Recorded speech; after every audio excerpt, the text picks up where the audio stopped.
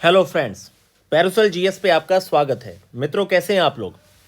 Friends, इस video में आप लोगों से जो भी बच्चे 70 बीपीएससी की प्रिपरेशन कर रहे हैं, जो भी विद्यार्थी 70 बीपीएससी के लिए अपनी मेंस की तैयारी कर रहे हैं, जिन भी विद्यार्थियों का प्रीलिम्स 3-4 नंबर से रुका है, 1-2 नंबर से रुका है, जहाँ फिर वो 60 से 70 मार्क्स के फेज़ में है, आप सभी विद्यार्थियों से मैं कुछ कहना चाहता हूँ।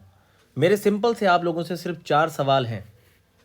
पहला प्रश्न मेरा आपसे ये है, देखिए बहुत ज़रूरी है अपना स्वमूल्यांकन करते रहना। तो मेरा पहला आपसे प्रश्न ये है कि क्या आपने previous year question last 5 years के प्रैक्टिस कर लिए? आपने देख लिया कि आखिर बीपीएससी का ट्रेंड क्या है? क्या आपने अपने द्वारा ही दिया गया 68-69 बीपीएससी के पेपर को अभी अच्छे से रिव्यू किया है? 69th बीपीएससी के पेपर को पूरा रिव्यू करके आपको अभी तक आइडिया लगा कि किस स्तर पे आपके इकोनॉमी सर्वे के क्वेश्चन आपसे पूछे जा रहे हैं? करंट अफेयर कैसा है? राज्य विशेष के प्रश्न आपसे कैसे पूछे गए हैं?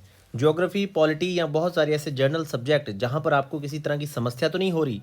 क्या आपने ये पहला जो मेरा प्रश्न है ये आप लोगों से है, और जितने इसमें छोटे छोटे मैंने सब प्रश्न आपसे पूछे हैं, क्या आपके पास इन सब का जवाब है इस समय? आपने प्रीवियस ईयर क्वेश्चन बहुत अच्छे से प्रैक्टिस करके किसी नतीजे पे, क्योंकि हर व्यक्ति को अपने नतीजे पे पहुंचना पड़ता है, जब तक आप नतीजे पे नहीं पहुंचेंगे, आप परिवर्तन या कुछ चेंज नहीं लाना चाहेंगे, कोई व्यक्ति घंटा कुछ नहीं कर सकता आपके जीवन में। आपको पहले सबसे पहली बात है कि आपको स्वनिर्णय लेना पड़ेगा। दूसरा यहाँ पर मेरा आपसे सवाल है, बहुत ही सिंपल सा। दूसरा मेरा सवाल ये है कि प्रीवियस ईयर क्वेश्चन के अलावा यहाँ पे मेरा दूसरा सवाल आपसे ये है कि मैंने आपसे कहा था कि मित्रों एनसीईआरटी आपने अभी तक जो है आपकी, जैसे साइंस की मैंने आपसे कहा है कि 6 से 10th की एनसीईआरटी है, लेकिन 9th और 10th की बहुत ज़्यादा इंपॉर्टेंट है। अगर आप सारी एनसीईआरटी नहीं पढ़ना चाह रहे, कम से कम 9th 10th की एनसीईआरटी और बाकी जो आपके 20 से 25 मोस्ट इंपॉर्टेंट आपके फिजिक्स और केमिस्ट्री के चैप्टर है ना, और बायोलॉजी के, इनको आप एमसीक्यूज़ एनसीईआरटी बेस करके सर्च कर लीजिए नेट पे कि एमसीक्यूज़ और लाइट, जैसे आपने लिखा कि light MCQs NCERT based question, तो आपको 20 to 30 क्वेश्चन मिल जाएंगे विद आंसर। आप सॉल्व कीजिए, ज़्यादा से ज़्यादा एमसीक्यूज़ प्रश्नों को आप सॉल्व कीजिए, तभी आपके पास सही तरीके से तर्क शक्ति आपकी बढ़ेगी, आपका कॉमन सेंस बढ़ेगा, ज्ञान में गहराई आएगी, क्योंकि बहुत उथला ज्ञान अब नहीं है। एक बात मैं आपको और कहना चाहता हूँ, साइंस के संदर्भ में ये बहुत बड़ी बात है। जो आपके बिहार के द्वारा कंडक्टेड एसएससी की परीक्षा है ना, उसके साइंस के प्रश्न बहुत ही उम्दा है, बहुत शानदार। आप बिहार एसएससी कंडक्टेड जो पुरानी परीक्षाएं हैं, उसके विज्ञान के प्रश्नों को कोई भी 100-150 रुपये की कोई किताब जो कवर करती हो, खरीद लीजिए, विज्ञान के प्रश्नों को जरूर सॉल्व करिए। जो बिहार एसएससी की परीक्षाओं में होते हैं वो बहुत ज़्यादा अच्छे प्रश्न हैं।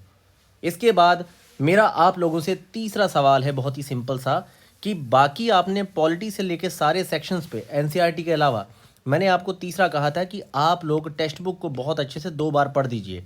तो क्या अभी तक आपने टेक्स्ट बुक पढ़ी है? या आप लोगों को लगता है कि यार हैप्पी न्यू ईयर कर लें पहले, ठीक है, हैप्पी न्यू ईयर हो जाए उसके बाद पढ़ा जाएगा, ठीक है, पंजाबियों की लोहड़ी आ जाएगी वो उसको मना लेंगे उसके बाद पढ़ लिया जाएगा। इस तरह का कुछ त्यौहार को लेके आपका कुछ प्लान चल रहा है? या फिर जो लड़के मेंस लिख रहे हैं, आप सोच रहे हैं कि मेंस हो जाए उसके बाद देखा जाएगा? भाई आप तो मेंस नहीं दे रहे ना। जो मेंस दे रहा है वो मेंस लिखने के बाद फिर से अपने प्रारंभिक परीक्षा की तैयारी शुरू करेगा। क्या आपने अभी तक अपना अपना ऑप्शनल सब्जेक्ट तय किया है? चाहे ऑब्जेक्टिव ही सही, लेकिन क्वालिफाई करना इंपॉर्टेंट है। क्या आपका ऑप्शनल सब्जेक्ट अभी तक डिसाइड हुआ 70 बीपीएससी के लिए? ये कुछ ऐसे प्रश्न हैं जिस पे आपको ध्यान देना होगा, क्योंकि ये आपके संदर्भ में है मित्रों। आपका जो रिजल्ट है ना, वो दूसरा नहीं, सैलरी आप ही उठाएंगे। एवरी मंथ आपके मंथली अकाउंट में क्रेडिटेड विद अमाउंट आएगा, वो आपके साथ आएगा, लोग आपको आपके ओहदे से जानेंगे। तो ये आपको निर्णय लेना है कि आप कुछ परिवर्तन लाना चाह रहे हैं, कुछ चीज़ें करना चाह रहे हैं। तो मेरा चौथा प्रश्न यही है कि भाई मेंस को लेके आपका क्या डिसीज़न है? मेंस को लेके अभी तक आपने कोई डिसीज़न लिया? पहली बात ये, क्या आपका ऑप्शनल अभी तक तय है कि उस समय देखा जाएगा? या देखे रहने में तो आप इसको क्वालिफाई नहीं कर पाएंगे 40% के साथ। दूसरा मेरा सवाल है कि कुछ आपकी उंगलियां कोई 2-4 आंसर लिखी आपने?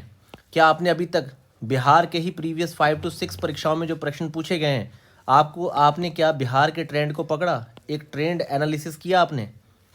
तो ये कुछ ऐसे सवाल हैं जिन पे आपको भाई, जब तक आपका स्वनिर्णय नहीं आया, आपने कंटेंट नहीं खरीदा, आपने तैयारी नहीं शुरू की, 70 बीपीएससी भूल जाइए, कुछ नहीं होना इसमें।